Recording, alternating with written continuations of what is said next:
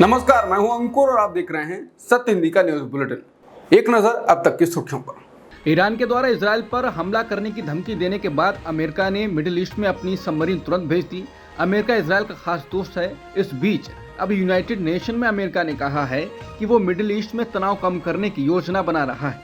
अमेरिकी राजदूत Linda Thomas greenfield ने बताया कि अमेरिका भविष्य में किसी भी हमले को रोकना और उससे बचाव करना चाहता है और किसी भी क्षेत्रीय संघर्ष को टालना चाहता है।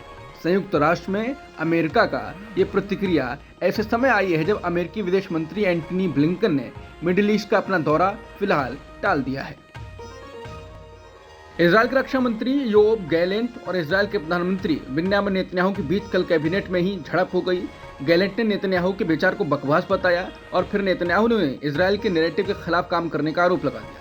हालांकि अब ईरान को लेकर इजरायल के रक्षा मंत्री ने कहा है कि इजरायली डिफेंस फोर्स और खुफिया एजेंसियां लेबनान और ईरान में हो रही घटनाओं पर बारीकी से नजर रख रही हैं। उन्होंने कहा कि इजरायली डिफेंस फोर्स और खुफिया एजेंसियां किसी भी खतरे को दूर रखने के लिए दिन रात 24 घंटे काम कर रही हैं। साथ ही हमारी सेना हमले के अलग अलग विकल्पों को तैयार रखे हुए है ताकि हम जब चाहें जहां चाहें हमला कर सकें। अमेरिका के राष्ट्रपति जो बाइडेन ने ईरान के हमले को रोकने का तरीका बताया था और उम्मीद जताई थी। बाइडेन ने कहा था कि अगर गजा युद्ध विराम पर सहमति बन जाती है तो ईरान इजरायल पर हमला नहीं करेगा, ऐसी उम्मीद है। फिर सूत्रों के हवाले से रॉयटर्स ने भी खबर चलाई कि ईरानी अधिकारी भी यही कह रहे हैं।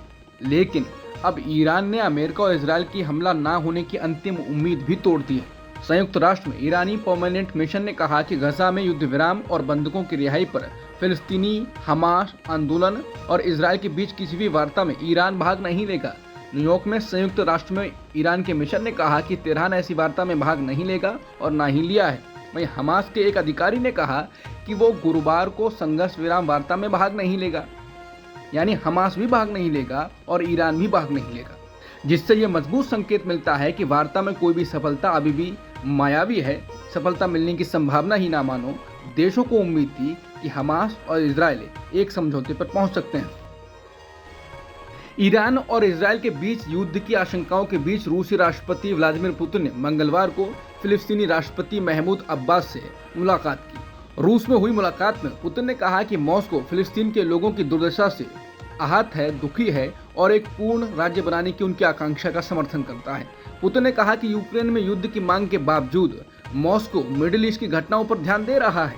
वहीं अनुभवी नेता अब्बास ने कहा कि रूस फिलिस्तीनी लोगों के सबसे प्यारे दोस्तों में से एक है। उन्होंने पुतिन से कहा कि हमें आप पर विश्वास है, हमें आप पर भरोसा है और हम आपका समर्थन महसूस करते हैं। उन्होंने कहा कि संयुक्त राष्ट्र सुरक्षा परिषद में जहां रूस वीटो रखने वाली 5 शक्तियों में से एक है, वहां रूस को इजरायल की कार्रवाई के खिलाफ काम करना चाहिए।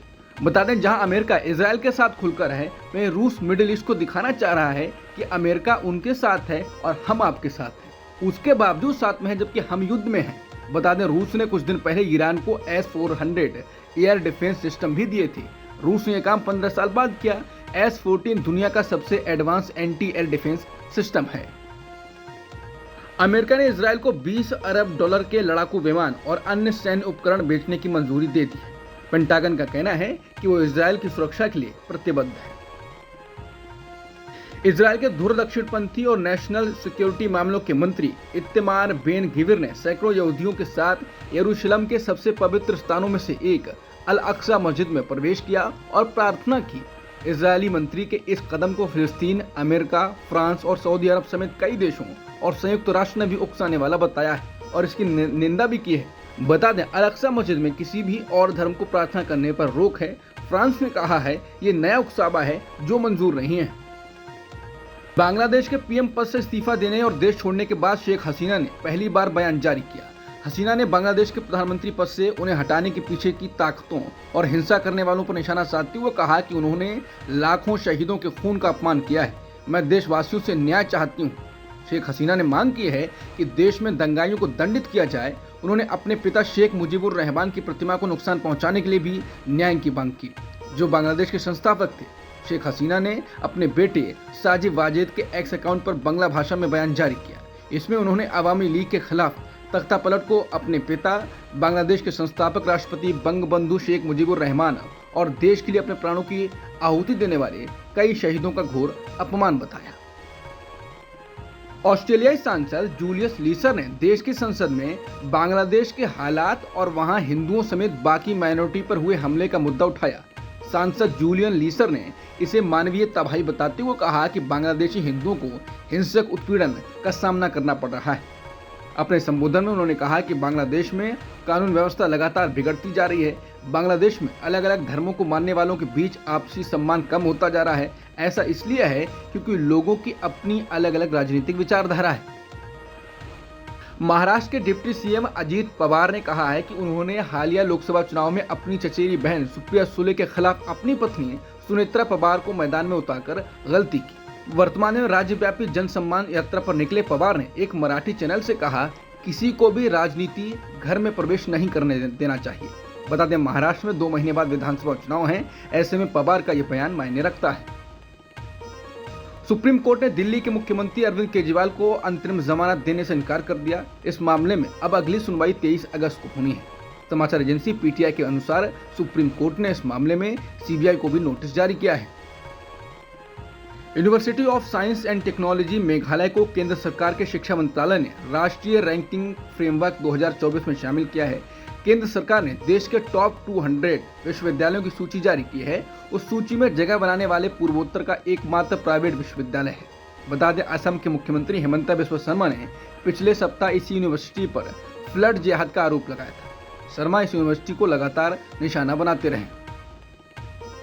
कोलकाता के आरजी मेडिकल कॉलेज की छात्रा के साथ रेप और हत्या के मामले को केंद्रीय गृह राज्य मंत्री नित्यानंद ने जघन्य अपराध बताते हुए ममता बनर्जी सरकार को निशाने पर लिया। उन्होंने कहा कि वहां बहुत ही दुखद घटना हुई है। बंगाल में ट्रेनिंग पीरियड के दौरान डॉक्टर के साथ बलात्कार और हत्या की घटना एक जघन्य अपराध है। राज्य सरकार पर आरोप लगाते हुए उन्होंने कहा कि ममता बनर्जी की सरकार उस अपराध को छुपाना चाहती थी, लेकिन कोर्ट ने संज्ञान लेते हुए इस मामले को सीबीआई को सौंपने का फैसला किया है।